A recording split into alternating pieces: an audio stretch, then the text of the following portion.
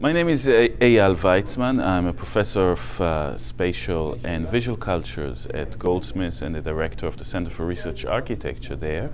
I came here to speak on the Archaeology panel this year, together with Lisa and Nasser on the humanitarian present.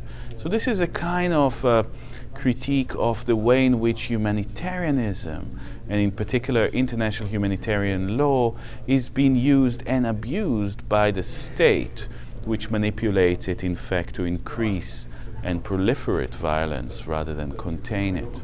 I was speaking about the practice of forensic architecture, which is the way in which architectural representation feature within the forums of international law. We have a situation by which war exists mainly in the cities, and therefore architecture, scenes of construction and destruction, are being called upon to perform the task that was previously that of the human witness. So what happens when architectural representation, when satellite images, when maps, plans and architectural models enter into court? How do they change legal language? How do they transform the possibilities of international law?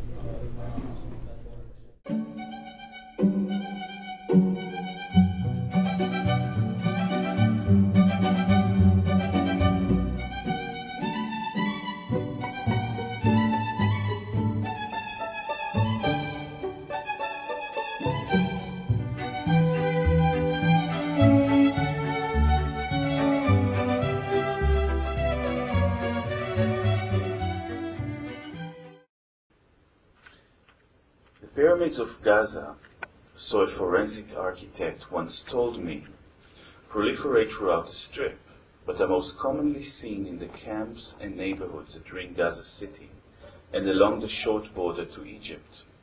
They are the result, so he said, of an encounter between two familiar elements to the area: a three-story residential building of the kind that provides home to refugees, and an armored Caterpillar D9 bulldozer. While the bulldozer circles the building, its short shovel can reach and topple only the peripheral columns. Columns are left intact, forming the peak of the pyramid. The floor slabs break at the approximate center around the crest and fall down and outwards to form the faces of the structure. The geometry of the pyramids of Gaza is not as ideal as that of the pyramids of Giza. Their irregularities register differences in the process of construction, the uneven spread of concrete, for example, or in the process of destruction, the inability or reluctance of the bulldozer operator to go completely around the building. Sometimes the irregularity is a result of a previous firefight or tank shell shot at the corner of the building to hasten the departure of its inhabitants. Next. For several years, that's fine, it's back. I was dealing with architecture not as a projective design practice, but as a diagnostic technique, the diagnostic of war crime and human rights violations. War crime investigation usually call for an analysis of events more complex than those dealt with by criminal law. War crimes, like many other wartime events, are produced by a multiplicity of military agents, using networks of different technologies and apparatuses, governed by political, institutional, and administrative logics. The forensics of war crime must start with the material remnant to reconstruct a chain of events, the military networks and organizations and structures in which they are embedded. So, forensic architecture, let's understand it initially as a kind of analytic method. Actually, turn the lights off, it's better. Thank you. As an analytic method to read history, politics, and event as they are registered in shape of construction or destruction. But reading architecture, or reading history and political force field as they are registered in it, I have realized, is more complicated than that. It needs not only the use of architectural language and methodologies. For the reading to have political effect and effect, it needs to have the spaces to resonate in. Let us call these resonating chambers the forums. So this is forensics, the ancient art of the forum. Forensics is, of course, come from the Latin word forum, and includes in it the way in which things, in our case architecture, is coming into speech. Forensics is part of rhetorics, and rhetorics is about speech.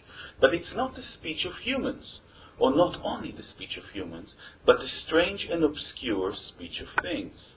So things speak through technologies and protocols of the law. Forensics require three things, and in all the kind of analysis I will show you, we have a kind of a different interplay between those three components: an object, an interpreter, and a forum. So the interpreter who speaks on behalf of the object was the rhetorician, and in today's forum, she or he is the expert witness. Here, science is a tool of persuasion, which means that, as I will show, and I hope you accept, there is an aesthetic dimension to forensics, right? And that aesthetic dimension means that it's not really only about the science or the analysis, but the way in which science is presented. It's the whole protocols of gesture, theatricity, and presentation that goes into it. And, okay. Here is a sort of a debased example of what it is. Next, please. Whether in Iran or in Darfur, the current inability, or lack of enthusiasm, or lack of willing to show that there is an access means that more and more we rely on satellite imagery, right? Such as that, presumably, an Iranian nuclear facility. Next. Or in Darfur, where, for funding reason, eyes in Darfur do not send people on the ground, but in fact create a kind of before and after analysis of destruction. Next. And the relation between these findings and the forums in which they resonate. So in fact, I think that for forensics to operate, you need to have an understanding of two types of spaces: the ruin, or the building that comes to be discussed, and the space in which it resonates. And it's in between those spaces, next one, that we are talking about. And of course, one of the examples of that is either Colin Powell or Adlai Stevenson presentation here side by side of either the Cuban Missile Crisis or the Iraqi weapons of mass destruction and the kind of casus belli for the Iraq war, right? So more and more we are relying on architecture and satellite imagery to tell us, to bring us into historical process, etc. Next.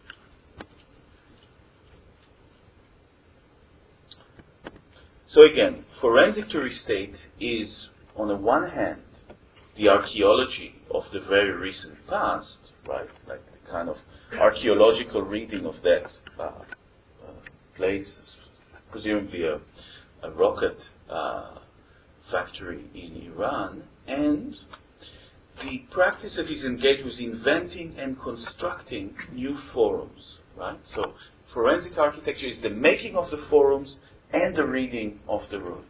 Next. To get to the point, and I will bring us back to Palestine, I promise, I have to take a quick detour through bones, or through the practice of forensic anthropology. Next.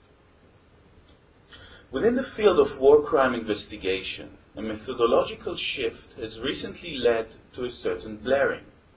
The primacy according to the witness and to the subjective and linguistic dimension of testimony, trauma, and memory, a primacy that has such an enormous cultural, aesthetic, and political influence that has reframed the end of the 20th century as the era of the witness, is gradually being supplemented, let us not say bypassed, by an emergent forensic aesthetics, an object-oriented juridical culture, immersing matter and materialities in code and form and in the presentation of scientific investigation by experts.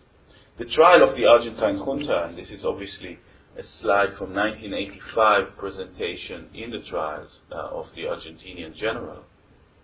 And the exhumation and identification of the disappeared in this context are referred to by most literature as the emergence of forensics within human rights and war crime investigation.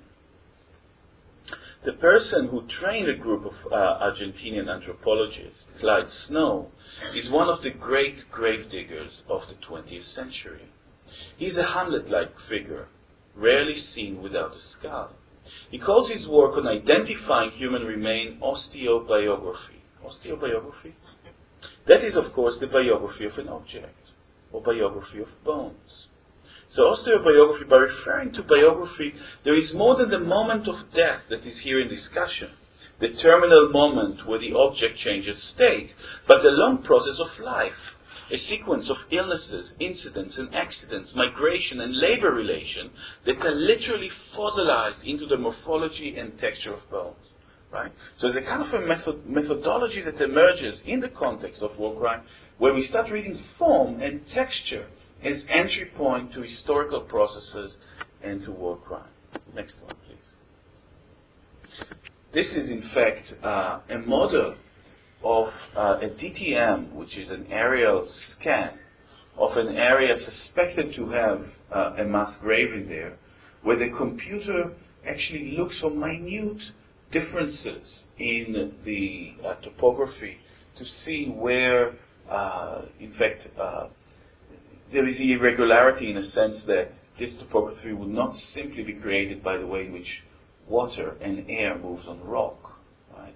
So I'm interested also in the way in which that idea is kind of, or the bones themselves are dissipating, disintegrating, and flowing into the environment itself. Next, please. Representations of built environment are increasingly called as evidence in international courts, tribunals, and the media. If war is in the city and crime is registered, war is in the city, the results are ruins, and buildings often, or maps of territories, become evidence. So we are talking about a situation in which a kind of a formal analysis starts playing out in court, and I'll show you more. This is obviously an abstracted image of a map of the West Bank with the territorial borders of zones A and B in the spectrum of brown, and that in the spectrum of blue you see the kind of the expansion of the settlements. Next.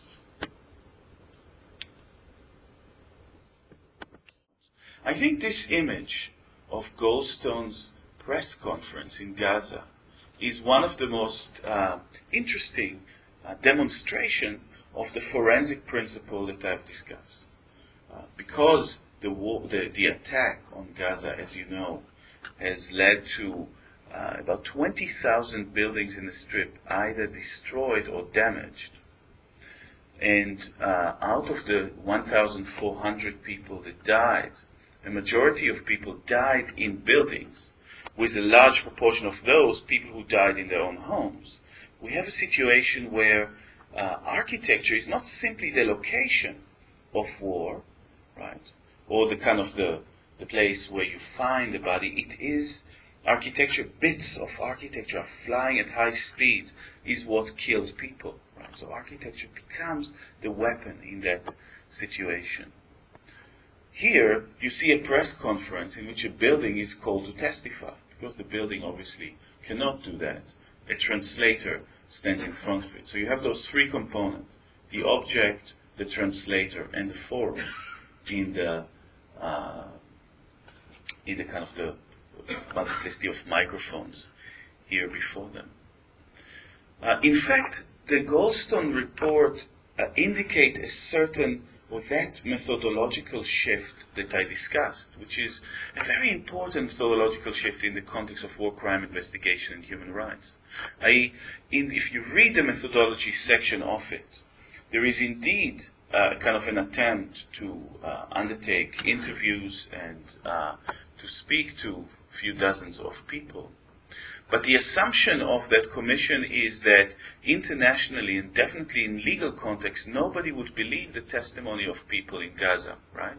They're suspected of having a kind of a political subjectivity that will skew their testimony. And therefore, from speaking to people, Goldstone makes the shift of speaking to pathologists, right? The body rather than the witness, and the kind of the whole practice of forensic architecture becomes incredibly central to that report. So it was a very strange coincidence that on the 15th of September 2009, the very day the Goldstone report was published, another controversy erupted, which led to the suspension of the person who has done, in fact, most forensic research for this report, Mark Galasco, who was quoted 36 times in the Goldstone report on the meaning of the ruins, right? And the ruins are read, in fact, in very technical terms. Can the ruins show us whether distinction, proportionality, and other categories of international humanitarian law have been violated? Next, please. The controversy around Galasco, that is the man who conducted most of it, in fact, one of the most famous forensic analysts in human rights context, erupted because some Israeli bloggers discovered at that time that it was a simple Google search that Mark Galasco, besides being a very prolific human rights investigator, is also a collector, very avid collector of Nazi-era memorabilia items. So they said, well, if it is, first of all, we exclude the witnesses. The witnesses could not speak. Now even the rubble could not speak because its translator is skewed, right? So again, to refute a forensic statement, you need to break apart the mechanism of its articulation, the relationship between the forum, the translator, and the object.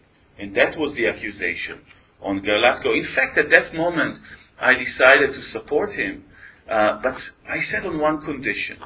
If you need an Israeli to speak for you after such horrendous accusations, let me say the following. Let me say that it's not in spite of your collection, not in spite of your fetish, quote unquote, that we should accept your forensics, but because of it. What could be more, I think that forensics is the way in which fetishism kind of emerges in its most kind of current form. No longer in its commodity form or in its sexual dimension, but forensic fetishism is the kind of the means by which objects speak in the world. And what do we expect of those people who translate and speak the language of objects to be, if not fetishes? Next. So here, Nasser, I want you to run those 3 slides forward and backward continuously while I speak about it. So Galasco goes to Gaza, and he's also, and he's also a human rights guy. And human rights people take pictures of people, usually of women and children in sites. So I want you to ignore the salute here. It's got nothing to do. It's just and so he takes a picture of this lady standing admirably steadfast in front of the ruins of the home. But what he's interested in is, in fact, the trash and rubble behind her, where he reads, tracks of D9 bulldozer or tank or jeep, etc., and in fact created an entire reconstruction of the destruction of this neighborhood of Zeytun, southeast of Gaza City, simply through the kind of trash and rubble through which he sees through. Next one. So I think this is really kind of the moment of forensic fetishism, which sort of emerges here. Galasco became something of and here you can see, the sort of the proximity to the objects of war, the sort of the tension between, next one, the tactile dimension between kind of science and fetish. A kind of a hilarious, I think, reference to what philosopher Bruno Latour called the factish. I think it's a kind of a comic reference to that. Next one, please. In fact, the story was a little bit more complicated, and here, I do not know how long I have. 3, so I'll have to wrap up. And you'll have to believe me of what I tell you. So I speak to Velasco and I say, but, I call him Mark at that time, and I said, Mark, did Human Rights Watch not know about your collection before they hired you? And he said, well, they knew worse. They knew that I was in charge of the killing of about 250 people in Iraq. And then the story that later actually became news, he was describing to me in quite details. Velasco, before being a Human Rights Watch person, was in fact what is called a targeteer, or in charge of high-value targets at the Pentagon in the run-up for the American invasion of Iraq in March 2003. In fact, high-value targets mean people, or mean the targeted assassination. This is something that Lisa would speak about later. So he was in charge of tracking the top 10 Baathists in Iraq and designing the attacks that would kill them, and most of them were living in apartment buildings in the center of the city.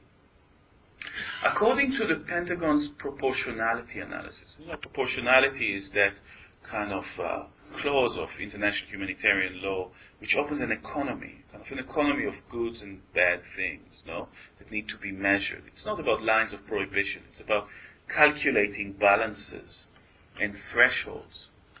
According to the proportionality analysis of the Pentagon, Mark Velasco was allowed to kill up to 29 civilians in each one of the bombing on the houses, i.e.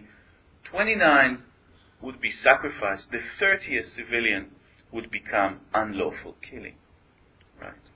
Now, as horrible as that is, and it is a kind of a horrible proposition, in order to design, to keep to the threshold of 29 people killed in every bombing mission, well, 29 plus the target, right, 29 civilians, he needed to understand something about urbanism. How many people are in a particular building at a particular point of time during the day, in the evening more, in the day less, etc. Something about structural engineering. What column, if you topple, will remove what part of the building? I.e., he had to study architecture. In a sense, this is what we do as architects, urbanism and the kind of structural understanding of forms. So, targeted assassination with proportionality emerges as the art of design by destruction, or the design of the ruins. Right? And he becomes pretty good at that. He almost always killed up to the level of civilians he was allowed to, but he never killed any of the leaders in these attacks. After the war, he felt quite depressed by this practice. He said he stayed in the war only because he felt responsibility for the civilians. Well, for the civilians over 29. And saw an ad for Human Rights Watch. He went for the interview. He got the job immediately. He got a course in human rights and international law, 2 weeks human rights course on that, which he didn't need because it's exactly the same work he did in the military. And immediately, about a month after getting the work, he was dispatched to Iraq. Now, it was the first time he was in Iraq.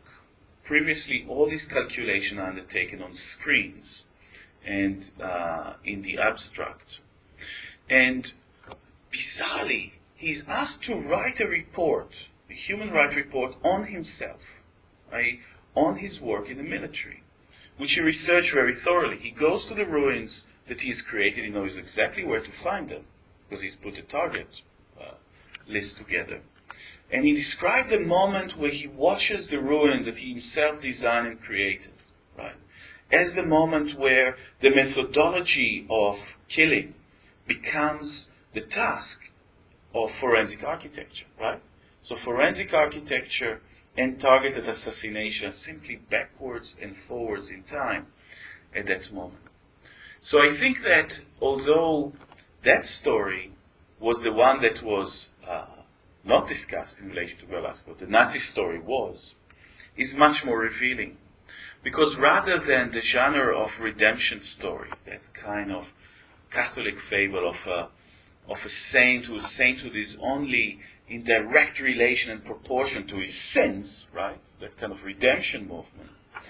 We need to see, I think, the emergence of forensic architecture in human rights and international law context, rather as a kind of a noir genre in which it is only the criminal that can solve the crime.